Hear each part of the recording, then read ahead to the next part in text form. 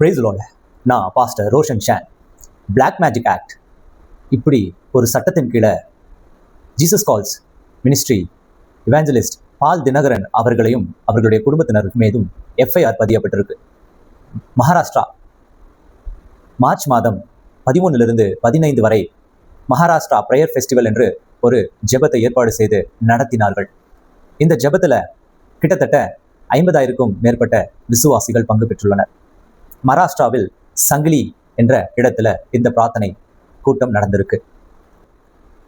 சாகல் என்ற இந்து சமாஜ் அங்க இருக்கிற போலீஸ் ஸ்டேஷன்ல ஒரு கம்ப்ளைண்ட்டை ஃபைல் பண்றாங்க.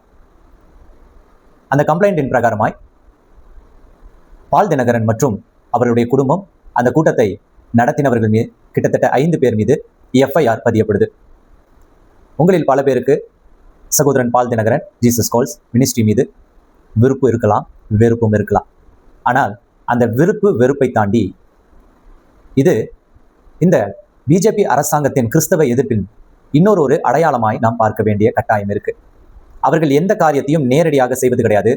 இப்படிப்பட்ட சிறு குழுக்களை ஏவி விட்டு கிறிஸ்தவர்கள் மீது இப்படிப்பட்ட காரியங்களை நடத்துகிறார்கள். அது என்ன பிளாக் மேஜிக் ஆக்ட்? அதனுடைய தன்மை என்ன? இப்படி ஒரு சட்டம் வேறு எந்த மாநிலங்களில் இருக்கு?